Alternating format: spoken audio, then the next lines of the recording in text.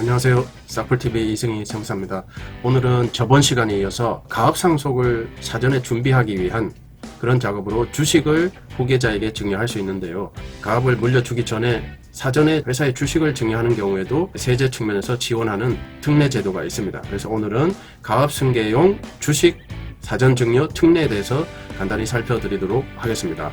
먼저 이 사전 증여를 하는 이유는 증여세가 비과세되는 배우자 6억, 직계비속 5천 이외에 별개로 산업의 근간인 중소기업을 세제 측면에서 지원하여 장수기업, 전통기업으로 육성하여 우리나라 산업의 체질을 강화하기 위한 조세 특례법상의 제도로 보시면 되겠습니다. 자, 특례 대상과 요건을 한번 살펴보겠습니다. 자, 대상은 만 18세 이상의 거주자가 60세 이상의 부와 모로부터, 부친과 모친으로부터 해당 가업의 승계를 목적으로 이 증여계약서 작성 시에 이러한 목적성이 들어가야 되는 거죠. 가업의 승계를 목적으로 주식을 증여한다는 그런 문구가 반드시 들어가야 되겠습니다. 해당 기업의 주식이나 또는 유한회사면 출자 지분을 해당 가업을 세법에서 정하는 적법 승계로 진행을 하는 경우에 주식 증여에 대한 증여세를 아주 저율로 저렴하게 매기겠다, 이런 의미가 되겠습니다. 참고로 이 수증자가 2인 이상인 경우일지라도 보통의 비과세 5천은 이제 따로따로 5천을 해주는데, 이 경우는 이와 반대로 이거와 상관없이 1인이 100% 주식을 증여받았다고 가정하고 증여세를 계산한다는 점도 특이사항으로 참고하시면 좋겠습니다. 그 다음에 요건인데요. 요건은 증여받은 자 또는 여기선 특이하게 또 배우자도 들어갑니다. 증여받은 자 또는 증여받은 자의 배우자가 증여세 신고 기한, 증여일이 속하는 달의 월말로부터 3개월이죠. 3개월 이내에 가업에 종사하고 해당 주식 증여일로부터 5년입니다. 5년 이내에 대표이사에 취임하시면은 가업승계를 위한 주식 증여 특례 적용 요건이 충족되겠습니다. 그 다음에 이제 가세 특례를 적용해서 증여세 계산하는 방식인데요. 증여세 과세가액은 최대 100억까지 한도를 적용한다는 점 참고하시고, 증여세 산출 방법은 일반적인 증여세율하고는 다르게 주식 증여가액에서 5억을 비과세로 공제해주고 과세표준 30억까지는 10% 저율로 과세하고 30억이 초과해서 100억까지는 20%가 과세되는 2단계 초과 누진세율 구조를 적용한다는 점입니다. 그 다음에 가업승계에 대한 사후관리도 있는데요. 추징사유를 한번 살펴봐 드리도록 하겠습니다. 가업승계용 주식을 증여한 다음에 7년 사후관리기간 7년 이내에 가업에 종사하지 않거나 승계받은 가업을 7년 이내에 휴업이나 폐업을 하는 경우는 바로 증여세를 추징한다, 이런 의미가 되겠습니다. 두 번째, 가업승계용 주식을 증여받은 후 7년 이내에 지분이 감소하는 경우, 지분이 감소하는 경우는 수증자가 주식을 처분하거나 또는 수증자가 유상증자 시 실권을 하게 되어서 본인의 지분이 감소하는 경우도 있습니다. 특이하게도 그 이외에도 수증자가 아닌 수증자의 특수관계자가 주식 처분이나 유상증자 시 실권 등으로 수증자의 지분이 최대 주주로서의 지분이 감소하는 경우인데요. 수증자를 포함한 최대 주주의 지분율이 감소하는 경우인데요. 이 경우는 이제 억울하게도 수증자 자신의 지분은 불변인데 수증자를 포함한 최대 주주의 지분이 떨어져서 50% 미만으로 떨어져서 요건이 충족되지 않는 경우입니다. 이 경우도 역시 추징사유가 될 수 있기 때문에 수증하시는 수증자분은 특수관계자분을 포함한 최대 주주의 지분 관리에도 유념하셔야 하겠습니다.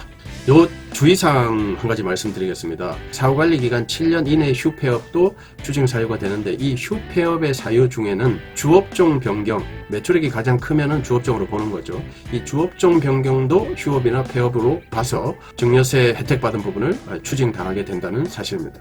그리고 1년 이상 무실적으로 가는 것도 휴업으로 간주해서 역시 증여세 혜택분을 추징하게 된다는 사실입니다. 자, 이렇게 증여세 추징되는 사유를 살펴드렸는데요. 가업승계용 주식 증여세가 추징되지 않는 경우도 있습니다. 어떠한 경우일까요? 정당한 사유라고 표현을 하고 있는데요. 먼저 첫 번째는 수증받은 수증자가 사망한 경우입니다.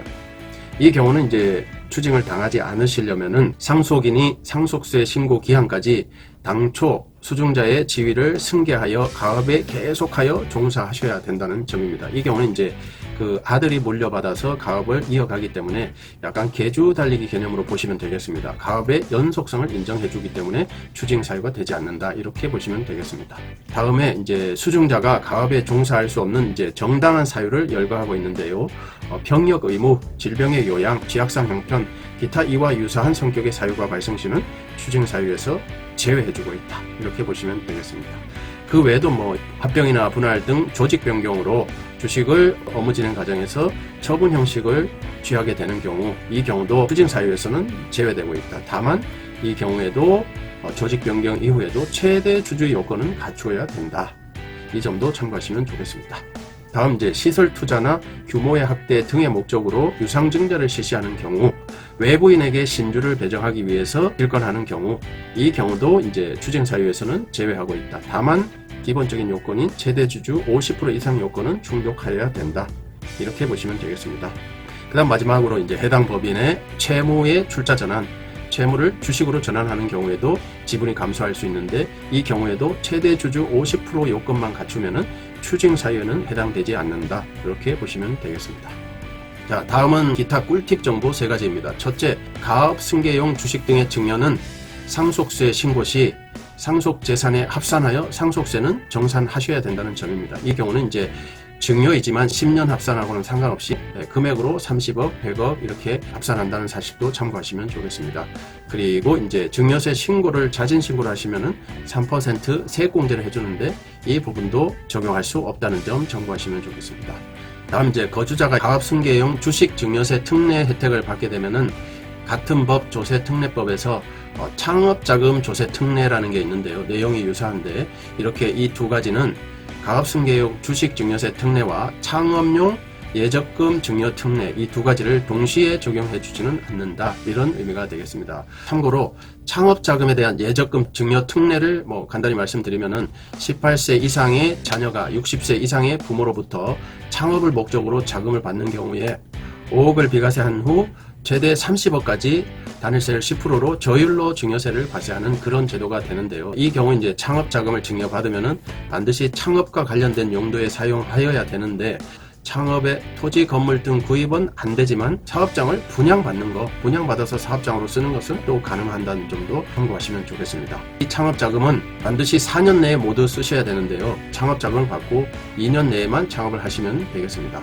그리고 창업자금을 구체적으로 쓸 수 있는 용도는 인건비 가능하고 사무실 월세 임차료 가능합니다. 그리고 임차 보증금도 당연히 가능하겠습니다.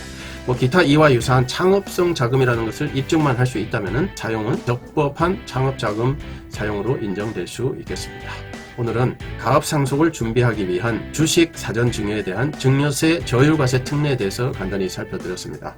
지난 시간 직접적인 가압상속 공제와 오늘 가압승계를 준비하기 위한 주식 사전 특례 제도는 유사한 점이 많고, 잘 활용하시면은 그 세제 혜택 규모가 어마어마하기 때문에 잘 숙지하셨다가 실무에 요긴하게 활용하시기 바라겠습니다.